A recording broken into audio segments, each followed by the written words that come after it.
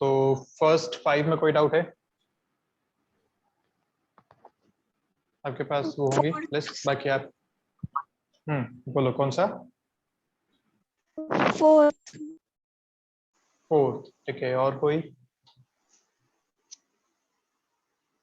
First 5 में किसी और को कोई डाउट फोर्थ के अलावा? चलिए फोर्थ वाला देखते हैं। फोर्थ क्या कह रहा है? जस्ट मिनट, है ना, ये थोड़ा सा गड़बड़ कर रहा है।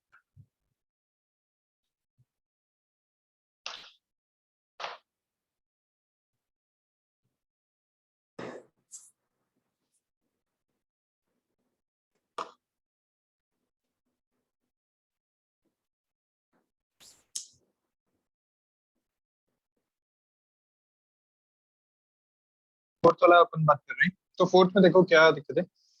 पाथ ऊपर charge particle in electric field enters at angle 30 degree from the direction of the field will be, ये पूछा गया है। अब अगर आप मान लो कि जैसे मैं यहाँ पे बता देता हूँ आपको, अपन ऐसा मान लेते हैं कि इस डायरेक्शन में है इलेक्ट्रिक फील्ड। मैं इसको एक सिचुएशन से कंपेयर कर रहा हूँ आपके लिए। इस डायरेक्शन में इलेक्ट्रिक फील्ड है और आपने एक चार्ज पार्टिकल को इस तरीके से प्रोजेक्ट किया है जो इस इलेक्ट्रिक फील्ड से 30 डिग्री एंगल बना रहा है। ऐसा यहाँ पे लिखा गया है, तो अपन 30 डिग्री एंगल यहाँ पे बना देते हैं। इस तरीके से इसको प्रोजेक्ट किया है, ठीक है। ये एंगल 30 डिग्री आपको दे रखा है। ये इसकी वेलोसिटी हो गई, ये इलेक्ट्रिक फील्ड हो गया। आप ये अ, देख पा रहे हो कौन सी सिचुएशन बनेगी? क्या ये ऐसा ही होता है अगर ग्रेविटी नीचे एक्ट कर रही होती है और अगर मैं यहाँ से एक प्रोजेक्टाइल प्रोजेक्ट करता हूँ किसी स्पीड यू से, तो किसी भी टाइम पे इस तरीके से पाथ फॉलो करेगा। किसी भी टाइम पे उसका भी एंगल यहाँ पे, जैसे चार्ज का एंगल इलेक्ट्रिक फील्ड के साथ है 30 डिग्री, वैसे इसका भी एंगल किसी न किसी टाइम पे ऐसा बन सकता है।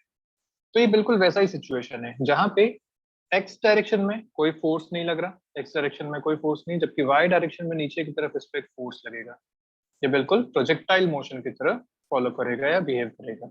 अब आप अगर चाहो तो इसकी इक्वेशन भी बना सकते हो। इक्वेशन कैसे? मान लो क्यू चार्ज है, ई इलेक्ट्रिक फील्ड है, तो इस पे दो डायरेक्शन में फोर्सेस लगा सकते हैं।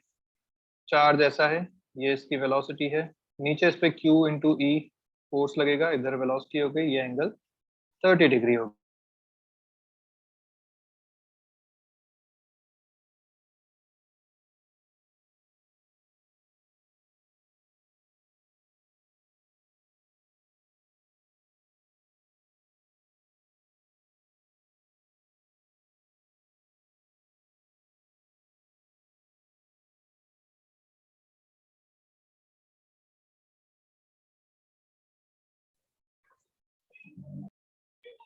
Hello, good evening sir.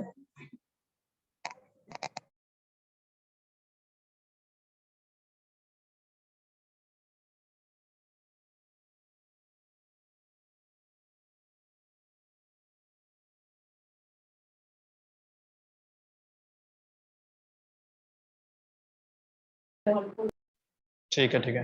तो मेरी बात आप लोग समझ गए होंगे कि जैसे प्रोजेक्टाइल मोशन में एक डायरेक्शन में फोर्स लगता है या एक्सेलरेशन होता है और दूसरी डायरेक्शन में कोई फोर्स नहीं होता है, बिल्कुल ठीक उसी तरीके से यहाँ भी हम इसको सिचुएशन को एनालिसिस कर सकते हैं कि जब आपने प्रोजेक्ट किया तो किसी एक डायरेक्शन में, जिस डायरेक्शन में इलेक्ट्रिक फील्ड है उस डायरेक्शन में यहाँ पे फोर्स लगेगा, एक्सेलरेशन होगा।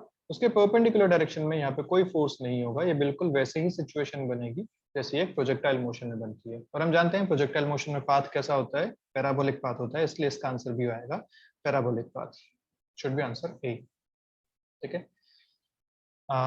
ठीक है, 6 to 10 कोई दिक्कत?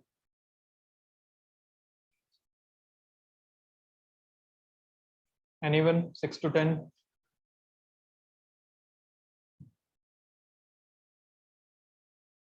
अगर दिक्कत नहीं है तो ना नो बोल दो ताकि आगे बढ़ जाए। No sir. नहीं है सर। No sir. ठीक, नो सर। चलिए ठीक है। 11 to 15? Sir 12th one. 12 question कौन सा बोला? 12। हाँ 12 के बाद एक ने और बोला ना कोई? सर 14। 14, क्वेश्चन ठीक है। 12 13 14 12 13 14, ठीक है। चलिए तो 12 शुरू करते हैं। 12 जो है वो मैक्सिमम पावर थ्योरम है, if you remember. Yes sir. Mister moon, है ना, मून मैक्सिमम पावर थ्योरम पे बेस्ड सीधा सीधा क्वेश्चन है ये, सर वही करना है। और सोर्स ऑफ ईएमएफ 20 वोल्ट है, इंटरनल रेजिस्टेंस 4 ओम है, और पूछा है कि मैक्सिमम पावर कब जाएगी। तो सीधा सीधा हमारे पास वैल्यू होती है कि जब internal resistance is equal to external resistance, तो मैक्सिमम पावर ट्रांसफर होती है। Answer is 4 Om. डायरेक्ट है ये। कहाँ से आया था ये भी आप देख सकते हो।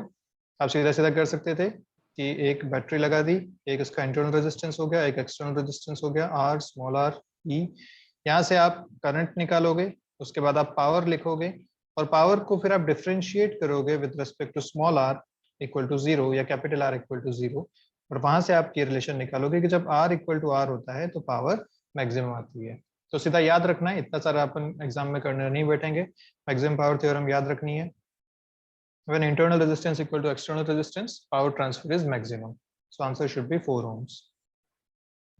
13 की अगर बात करें तो when temperature of a conductor increases, then relaxation time of its free electrons.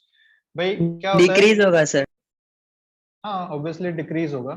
क्यों? क्योंकि जब टेम्परेचर इंक्रीज, पहली बात तो रिलैक्सेशन टाइम है क्या? Relaxation time is nothing but time between two collisions, कि एक इलेक्ट्रॉन पहले यहाँ पे आके कोलाइड हुआ, फिर दूसरी बार फिर से मूव होना शुरू हुआ क्योंकि इलेक्ट्रिक फील्ड लगातार लग रहा है, फिर आगे जाके किसी और से टकराया, फिर मूव होना शुरू हुआ, फिर टकराया। तो time between two successive collisions is relaxation time. और अगर टेम्परेचर इंक्रीज करते हो तो मोबिलिटी इंक्रीज होती है, मोबिलिटी इंक्रीज होती है तो कोलिजन्स इंक्रीज होते हैं। इसका मतलब रिलैक्सेशन टाइम, मतलब time between two collisions should reduce, should decrease. तो इसका आंसर आएगा कि ये रिड्यूस होगा या डिक्रीज होगा।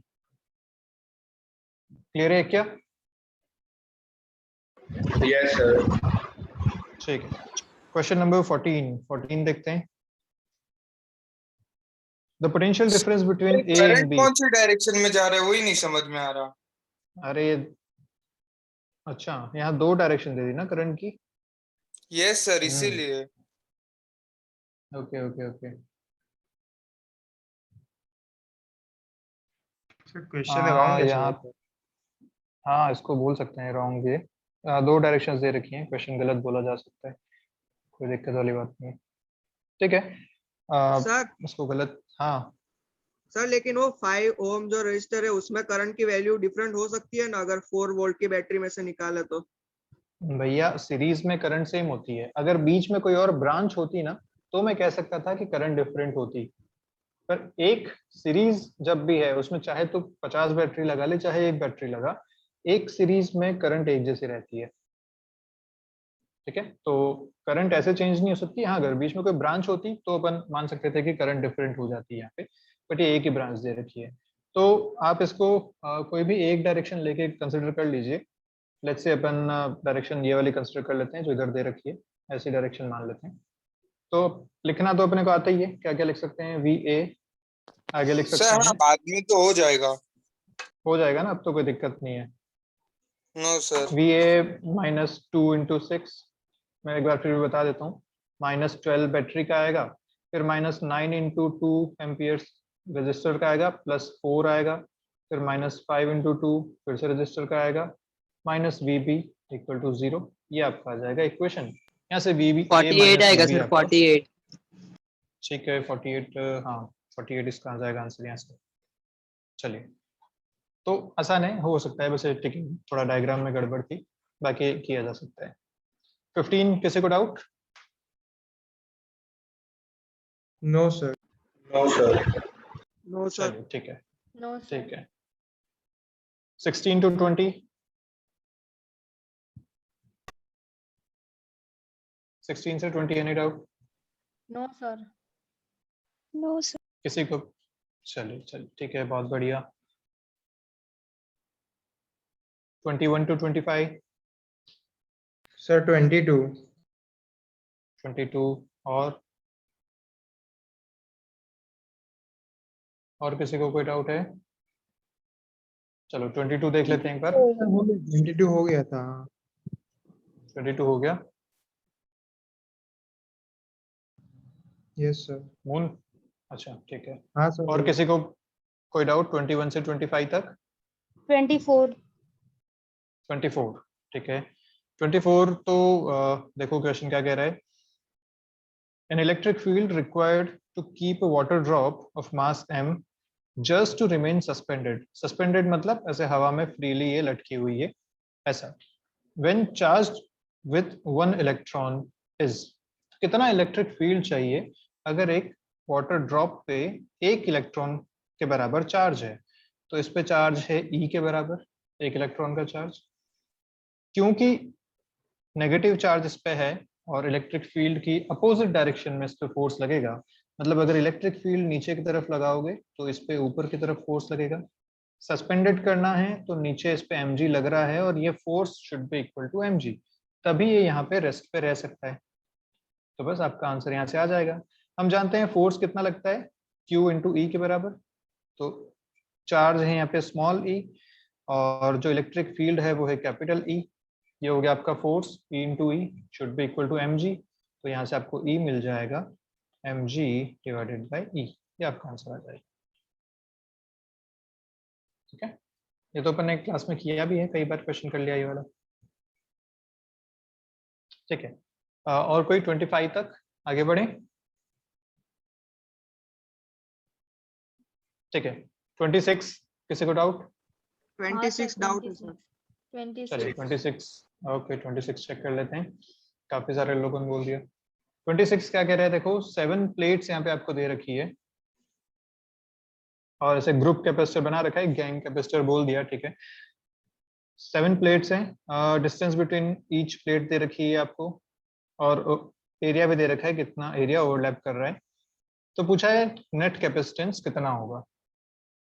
ओके, क्या लगता है आपको कितने कैपेसिटेंस बन रहे हैं यहाँ पे, कितने कैपेसिटर बन रहे हैं यहाँ पे? तो 7 नहीं 6 6 कैपेसिटर्स। 6 ये दोनों एक कैपेसिटर 6 बनाएंगे, हाँ ये दूसरा, तीसरा, फिर चौथा, ऐसे पांचवा और फिर लास्ट में ये छठा। 6 कैपेसिटर यहाँ बनते हैं और हर कैपेसिटर की वैल्यू अपन जानते हैं C is equal to epsilon naught A by D। ये हर एक कैपेसिटेंस की वैल्यू होती है। ठीक है, तो एप्सिलॉन नॉट वैल्यू अपने को पता है 8.85 इंटू 10⁻12। A आपको दे रखा है 15 सेंटीमीटर स्क्वायर और D आपको दे रखा है 0.886 सेंटीमीटर। सेंटीमीटर्स को अपने को मीटर में कन्वर्ट करके यूज करना पड़ेगा। अब क्या ये सारे सीरीज में हैं, इस बारे में बात करते हैं, या ये पैरेलल में है? किसमें काउंट करूं मैं इन सबको? पैरेलल में होगा। आप बताओ, सीरीज है पैरेलल? ये सारे पैरेलल में होंगे। कैसे पता कर सकते हैं कि मैं एक पॉइंट बता देता हूँ। एक पॉइंट को अपन मान लेते हैं, जैसे ये x पॉइंट है तो ये भी x पॉइंट होगा, ये भी x पॉइंट होगा, मतलब ये प्लेट का सर, पोटेंशियल parallel? x हो गया। हाँ हाँ, ये पॉइंट का पोटेंशियल अगर y है तो इस प्लेट का पोटेंशियल y है, इसका भी y है, इसका भी y है और इसका भी y है। सारी प्लेट्स देखो तो सारे कैपेसिटेंस ये भी x और y के बीच में कनेक्टेड है। x और y, x y, 6 के 6 कैपेसिटर x और y के बीच में कनेक्टेड मिल रहे हैं आपको। ये वाला कैपेसिटर जो बन रहा है इसमें भी दोनों प्लेट x और y के बीच में है, x और y के बीच में है, ऐसे यहाँ भी x और y के बीच में है। जब हर कैपेसिटर सेम पोटेंशियल डिफरेंस के बीच में कनेक्टेड है मतलब पैरेलल हो गया। और पैरेलल में अपन जानते हैं क्या होता है, C equivalent for parallel C1 plus C2 plus C3। चलता रहेगा कैपेसिटर के केस में, पैरेलल के केस में रजिस्टर का उल्टा फॉर्मूला होता है इसमें। तो बस यहाँ से क्योंकि सब इक्वल हैं इंटू 6 कर देंगे, अपना आंसर यहाँ से मिल जाएगा सीधा सीधा। ठीक है, किसी को दिक्कत? No sir. नीति क्लियर है पैरेलल कैसे है? हाँ हाँ सर। ठीक है, ओके 27 टू 30 किसी को दिक्कत? 27 से 30 तक। 30 30, ओके 30 देखते हैं। और कोई? No sir. ठीक है, तो 30 चेक करते हैं। 30 क्या कर रहा है, देखो 3 यहाँ पे बल्ब हैं जो रेटिंग्स दे रखी हैं 60 वॉट 120 वोल्ट। ये रेटिंग्स है सबकी, कनेक्टेड अक्रॉस 120 वोल्ट बैटरी। ये जो बैटरी है ये 120 वोल्ट की है। The total power dissipated in the 3 bulbs is, okay. अब टोटल पावर पता करनी है मुझे। अगर मैं इन तीनों बल्ब का रेजिस्टेंस लिख पाऊं RA, RB और RC, और फिर रजिस्टर का सर्किट बना लूं, करंट निकाल लूं और फिर पावर निकाल लूं V²/R से या I²R से, तो अपना काम हो जाएगा। रेजिस्टेंस कैसे लिखा जाए बल्ब का, तो हम जानते हैं जब भी बल्ब पे क्वेश्चन आएंगे इसकी रेटिंग्स जो दे रखी होती है वही अपने लिए इंपॉर्टेंट होती है। रेटिंग से अपन निकाल सकते हैं कि इसका रेजिस्टेंस कितना है। कैसे? रेटिंग होती है power is equal to V²/R, ये होती है पावर, ये रेटिंग। तो सीधा सीधा अपने को यहाँ से R मिलता है V²/P के बराबर। और क्योंकि तीनों सेम रेटिंग्स के हैं, तीनों का रेजिस्टेंस भी इक्वल होगा। सीधा सीधा देख पा रहे हैं यहाँ पे ये 120 का स्क्वायर डिवाइडेड बाय 60 करेंगे तो 120 स्क्वायर डिवाइडेड बाय 60, ये आपको मिलेगा 120 इंटू 2 विच इज 240। 240 ओम हर एक रेजिस्टेंस आ गया आपके पास। अब मैं इस सर्किट को फिर से एक बार बना लेता हूँ यहाँ पे और इसको सॉल्व कर लेते हैं। सर्किट आपको ऐसा दे रखा है, यहाँ पे एक 240 ओम रजिस्टर हो गया, यहाँ पे एक 240 ओम हो गया, इधर एक 240 ओम हो गया, यहाँ पे बैटरी लगा दी, ऐसा सर्किट हो गया। अब तो सॉल्व करना आसान है। क्या कर सकते हैं, तो ये दोनों चले जाएंगे आपके पैरेलल में चले जाएंगे, मतलब कितना बन जाएगा इन दोनों से आपका 120, तो ये दोनों मिलके हो गए 120। 120। हाँ, अब ये 120 जो है इसके साथ सीरीज में आ जाएगा, तो ये हो गया 240, ये हो गया 120 और ये बैटरी भी है 120, सीरीज में दोनों मिलके हो गए 360, तो 360 आ गया आपके पास। अब आपको बस करना है, ये आपका R इक्विवेलेंट आ गया, पावर आपको निकालनी है, power is V²/R, so power will be 120 का स्क्वायर डिवाइडेड बाय 360, 360 को मैं लिख सकता हूँ 120 into 3, so answer is 40 watt is power dissipation. ठीक है, कोई दिक्कत यहाँ तक? No sir. No sir. चलिए, किसका डाउट था ये? मेरा था। ओके ओके, हो गया कृष्णा, क्लियर है? Yes sir. चलिए ठीक है, ओके 31 32 कोई डाउट? No sir. ये कलर कोडिंग वाला तो तुम्हें याद है ना, कलर कोडिंग कैसे करते हैं? इससे ऊपर जो एक क्वेश्चन था यहाँ पे हाँ सर। 29 वाला, ठीक है। लिस्ट याद रखना, वो लिस्ट के हिसाब से आराम से किया जा सकता है। शॉर्टकट भी तुम्हें याद ही होगा, वो बीबी रॉय ऑफ ग्रेट ब्रिटेन वाला। हाँ सर। चलो 33 34 35 33 में डाउट है। सर 35 में सर डी आना चाहिए ना। हाँ देख लेते हैं, 33 हो गया, 35 हो गया, और किसी को? सर 34 भी। 34 तीनों कर लेते हैं। So in an experiment, charges on 4 tiny oil drops suspended in an electrostatic field is measured by this. ये तो सीधा सा हिसाब है। किसी भी ड्रॉप पे जो चार्जेस हैं या किसी भी ऑब्जेक्ट पे जो चार्जेस हैं, क्या हमेशा चार्ज क्वांटाइजेशन होता है? मतलब Q is equal to NE, ये हमेशा फॉलो होना चाहिए। ये बात क्लियर है? Q इक्वल टू NE के हिसाब से ये जितने भी चार्जेस यहाँ पे दे रखे हैं, ये सब किसी न किसी चार्ज के इंटीग्रल मल्टीपल होने चाहिए, मतलब E के इंटीग्रल मल्टीपल होने चाहिए। अब अपन जो वैल्यू जानते हैं E की, वो है 1.6 इंटू 10⁻⁹। क्या ये सारे 1.6 के इंटीग्रल मल्टीपल हैं? नहीं है। 7 is not the integral multiple of 1.6। ये सब 1.4 के इंटीग्रल मल्टीपल हैं। ध्यान से देखो तो सारे 14 की टेबल में आएंगे ये। पर सर ई की वैल्यू चेंज नहीं कर सकते ना?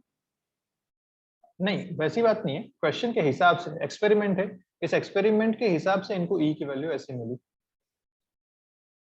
ओके। ऐसा है ये। अब जैसे अपन, तुमने एक्सपेरिमेंट किया था ना ग्रेविटेशनल वैल्यू निकालने की, तो उसमें तुमने टेबल बनाई, वहां से ग्रेविटी की वैल्यू फाइंड करी, जी की वैल्यू फाइंड करी, तो अलग अलग आई। एक्सपेरिमेंट्स की एरर के हिसाब से ये ई की वैल्यू आ सकती है, कोई दिक्कत वाली बात नहीं है इसमें। तो what should be the answer? 1.4, ये आपका आंसर होना चाहिए इसमें। Clear moon? Yes sir. ठीक। 34 कृष्णा 34 देखते हैं। A charge Q is placed at the center of cube, ठीक है। Then total electric flux through upward and downward faces is, क्या आंसर आना चाहिए? डी। हाँ, आंसर सर शुड बी 0 नहीं दिस। होगा। 2 टाइम्स हो जाएगा ना उससे। हाँ, 2 टाइम्स होके ये आंसर आ जाएगा। 0 क्यों होगा नीति? सर ऊपर नीचे कट नहीं हो जाएगा। हाँ, बात ये नहीं होती, तो इसमें भूल गई कि जब भी एक सरफेस की अपन बात करते हैं ना, तो सरफेस के अंदर जाने वाला फ्लक्स नेगेटिव लिया जाता है और बाहर आने वाला फ्लक्स पॉजिटिव लिया जाता है। अगर एक अपन बात कर रहे हैं क्यूब के अंदर रखे हुए चार्ज की, तो जो ऊपर से निकल रहा है या जो नीचे से इधर से बाहर आ रहा है, वो दोनों ही इस सरफेस से बाहर निकल रहे हैं। जब सरफेस से बाहर निकल रहे हैं तो दोनों ही पॉजिटिव कंसिडर किए जाएंगे। क्लियर है ये बात? Yes sir. हाँ, इसमें आपको ध्यान रखना है अपना ये क्या बोलेंगे इसको, साइन कन्वेंशन ध्यान रखना है, ठीक है। तो आंसर शुड बी Q/3ε0, क्योंकि इसमें 6 फेसेस होती हैं। 6 फेसेस पे एक सेंटर पे चार्ज रखा हुआ है। टोटल हम जानते हैं जो फ्लक्स बाहर आएगा वो आएगा Q/ε0, क्योंकि गॉस लॉ से ये पता चलता है। 6 फेसेस हैं तो 6 फेसेस से हर फेस से आ जाएगा Q/6ε0, और ऐसी 2 फेसेस से बात हो रही है अपवर्ड और डाउनवर्ड, तो 2 टाइम्स कर दो, आंसर शुड बी Q/3ε0। ये आपका आंसर आ जाएगा। चलिए देखते हैं next 35। For a uniform positive distribution of charge over a spherical shell of radius r, the potential will be maximum. Okay. एक शेल की बात हो रही है, शेल के केस में पोटेंशियल मैक्सिमम तो कहाँ सर होगा? उसमें दोनों जगह पे कांस्टेंट होता है ना, सेंटर और सरफेस पे। सेंटर से लेके सरफेस पे कांस्टेंट होता है KQ/R। हाँ हाँ हाँ हाँ, हाँ, तो सर डी आना चाहिए ना उसका आंसर। बोथ ए एंड सी है ना। हाँ, तो इसमें सी मैक्सिमम, दिया हुआ है 35 का। अच्छा, ऑन द सरफेस, ठीक है। हाँ, तो इसका आंसर फिर बोथ ए एंड सी आना चाहिए। हाँ, तो मतलब सर डी राइट है ना। बिल्कुल डी कर सकते हैं इसका हाँ, आंसर। ओके। सेंटर पे जितना होगा उतना का उतना इसके सरफेस पे भी होगा और वही मैक्सिमम होगा, ठीक है, क्योंकि शेल की बात है ये। अच्छा, अगर ये यूनिफॉर्म स्फीयर होता, तो सॉलिड स्फीयर होता, तो आंसर क्या होता? सर तो तो सेंटर सेंटर पे पे ज्यादा होता, 3/2 सेंटर आता KQ/R आंसर। होता। डी। बिल्कुल ठीक बात है। नहीं, ए आता तब सेंटर, तब आंसर आता सेंटर पे। अगर ये क्वेश्चन पूछा होता आपसे स्फीयर के केस में, मतलब सॉलिड स्फीयर के केस में, तो V at the sir centre is sir three उसमें बाई भी टू खाली times non V at the conducting surface. होना चाहिए ना, तो ये आता ना। हाँ हाँ, ऑब्वियसली सरफेस, जब स्फीयर की बात कर रहा हूँ तो वॉल्यूम चार्ज डिस्ट्रीब्यूशन की बात कर रहा हूँ। तो वॉल्यूम चार्ज डिस्ट्रीब्यूशन के केस में आपका सेंटर पे जो होता है वो सरफेस का 3/2 टाइम्स होता है, तो तब आपका आंसर आता सेंटर। चलिए ठीक है, तो अभी आज का आंसर आप लिखेंगे both A and C, centre और सरफेस पे दोनों पे सेम होता है। ओके, चलिए 36, 37, 38, कोई दिक्कत? सर 36। सर 36, 36। ओके, 36 के अलावा कोई? No sir. ठीक है, 36 देख लेते हैं जल्दी से। 2 चार्जेस हैं, 1 माइक्रोकूलम यहाँ पे रखा हुआ है, 2 माइक्रोकूलम यहाँ पे रखा हुआ है, 0.3 मीटर्स की डिस्टेंस में दे रखी है, और थर्ड चार्ज 3 माइक्रोकूलम जो अभी यहाँ पे है is moved along the arc of a circle, okay, of radius 0.4, ठीक बात है, from C to D, इस पॉइंट से इस पॉइंट तक आता है। then change in potential energy of the system, क्या दिक्कत हुई इसमें? सर इसमें potential energy final minus initial वही करना है ना। और हाँ हाँ, डाउट किसने पूछा ये? नीति और सर इसमें फाइनल फाइनल पोटेंशियल एनर्जी कैसे लिखेंगे? फाइनल पोटेंशियल एनर्जी जब ये यहाँ आ जाएगा तो इस केस में लिखेंगे अपन फिर से 2 पेयर बना के, सॉरी 3 पेयर बना के, एक ये पेयर, एक ये पेयर और एक ये पेयर। अब इसमें क्योंकि अपने को पूछा है चेंज, तो ध्यान दो कि इनिशियल कंडीशन भी थी ना, मैं एक बार फिर से यहाँ बता देता हूँ। ऐसे 3 चार्जेस यहाँ पे रखे हुए हैं, ठीक है। मैं इसको बोल देता हूँ चार्ज 1, 2, और ये थर्ड जो चार्ज है वो मूव होके आ रहा है यहाँ से यहाँ तक, ऐसा सिचुएशन है। अब अगर इनिशियल कंडीशन ये है तो इसमें आप पेयर जब बनाओगे तो एक पेयर बनेगा ये पेयर, एक पेयर ये और एक पेयर ये, तीनों पेयर के हिसाब से अपने को लिखनी पड़ेगी एनर्जी। आप जब फाइनल इसकी सिचुएशन बनाओगे तो ये आ चुका होगा यहाँ पे। अब आप जो पेयर बनाओगे वो ये बनेंगे, दूसरा ये दोनों बनेंगे और तीसरा ये दोनों बनेंगे। अब ध्यान से देखो तो ये दोनों फिक्स हैं अपनी जगह पे, तो क्योंकि चेंज निकालना है इसको अपन कंसिडर ना करें तो भी चलेगा, क्योंकि ये इनिशियल में भी आएगा या फाइनल में भी आएगा, कैंसिल हो जाएगा चेंज के केस में, तो इसको क्यों लिखना फालतू। अब अपन बनाते हैं बस 1 और 3 और 2 और 3, ये दो पेयर बनाते हैं। इनिशियली अगर देखूं तो ये डिस्टेंस आपको 0.4 दे रखी है और ये डिस्टेंस आपको कैलकुलेट करनी पड़ेगी उस टाइम पे 2 और 3 में। ये डिस्टेंस आपको 0.3 दे रखी है तो ये हो जाएगी 0.5। आप लिखोगे यहाँ पे एनर्जी इनिशियल 1 और 3 की जो लिखोगे वो लिखोगे K Q1 Q3 by R which is 0.4। आप 2 और 3 के जो लिखोगे वो लिखोगे K Q2 Q3 by R, यहाँ पे हो गया 0.5। ये तो हो गया इनिशियल एनर्जी दोनों मिला के। जब फाइनल की बात करेंगे तो फाइनली ये सिचुएशन हो चुकी है सर? ऐसी। बोलो। हेलो सर, ये 3 और 1 के वजह से भी नहीं, 2 और 3 के वजह से भी आएगी ना सर? तो 2 और 3 तो लिखा है ना अपन ने, ये रहा 2 और नहीं सर, एक और 1 और मिसिंग है ना, 1 और 2। मैंने वही बोला कि जब अपन चेंज की बात कर रहे हैं तो फाइनल में भी 1 2 आएगा, इनिशियल में भी 1 2 आ रहा है, तो चेंज में दोनों कैंसिल हो जाएंगे, जबरदस्ती क्यों लिखना उसके, इसलिए मैं नहीं लिख रहा उसे। अब फाइनली जब आप लिखोगे तो U13 यहाँ पे लिखोगे, ये टोटल डिस्टेंस हो जाएगी आपकी 0.4 और ये डिस्टेंस हो जाएगी 0.1। इसके हिसाब से आप फिर से लिख सकते हैं ये, और फिर आप चेंज निकाल सकते हैं। कर लोगे अब नीति? और यस सर। हाँ सर। पक्का ना, या करके बताऊं एक बार इसको डिटेल में? हो जाएगा सर। नहीं सर। ठीक है ठीक है ठीक है, चलिए नेक्स्ट देखते हैं। अगला क्वेश्चन आप लोगों का क्या था? 36 हो गया। 37 38 किसी को doubt? 37. 37 moon 20 cells each of EMF 2 volts and internal resistance 0.5 ohms, ठीक है, are connected in series and 5 such rows are connected in parallel across the external resistance of R ohm, then the current through R ohm is maximum if। अच्छा, तो क्या तूने ये निकाल लिया पहले? हाँ.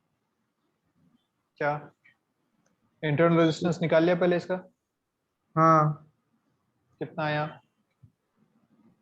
तो इंटरनल एक रो का आया सर 10 ओम. और ऐसे कितनी है? 5 पैरेलल में है, तो हाँ. रेजिस्टेंस पैरेलल में ऐड कर देंगे तो 10/5 2 हो जाएगा। हाँ. तो फिर से वही बात, इंटरनल इक्वल टू एक्सटर्नल, फिर से आपका आंसर आ जाएगा 2 ओम। करंट मैक्सिमम होना या पावर मैक्सिमम होना एक ही बात है ना। पावर को क्या लिखोगे? I²R। पावर कब मैक्सिमम होगी? जब करंट मैक्सिमम होगा। हाँ. ठीक है, तो वैसा ही एक ही कॉन्सेप्ट पे क्वेश्चन है। चलिए 39 40 किसी को कोई डाउट? सर 39। 39 ठीक है, देख लेते हैं। 39. Okay. A charged particle of 8 microcoulomb moves from A to D, यहाँ से यहाँ तक मूव करता है along a path ACD। अच्छा, ऐसे जा रहा है, ठीक है। In a uniform electric field of 200 Newton per coulomb along positive x direction, ठीक है, इस डायरेक्शन में है। The work done by the electric field during this process is। Okay, तो A से D तक का अपने को वर्क डन पूछा गया है, तो अपने पास सीधा सा पता है कि भैया अगर जो भी चार्ज है, मान ले चार्ज किसी भी पोजीशन पे है, मान ले इस टाइम पे यहाँ पे है, तो उस पर फोर्स तो इधर ही लगने वाला है Q इंटू ई, क्योंकि पॉजिटिव एक्स डायरेक्शन में E है, इसी डायरेक्शन में उस पर फोर्स हमेशा लगता रहेगा, वो चाहे जहां भी मूव करे। और इसका डिस्प्लेसमेंट अगर मुझे पता है तो मैं सीधा वर्क डन निकाल सकता हूँ F.S से। फोर्स पता है QE I cap, this is the force.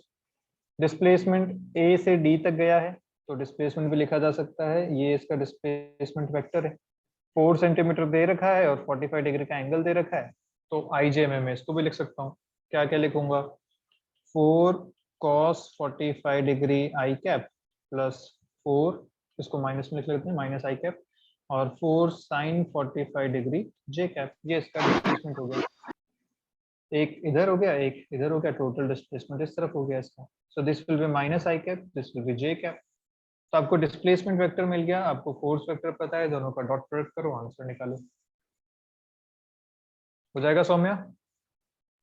Yes sir. ठीक है, चलिए 41, 42, एनी डाउट? सर 41 में वो बिटवीन E1 एंड E2 ऐसा आना चाहिए ना सर, 41 में डी ऑप्शन देखते में। हैं। अच्छा देखता हूँ मैं क्या इसका आंसर दे क्या रखा है वैसे 41 का। डी डी आंसर है, लेकिन उसमें E1 एंड E2 ऐसा आना चाहिए बिटवीन।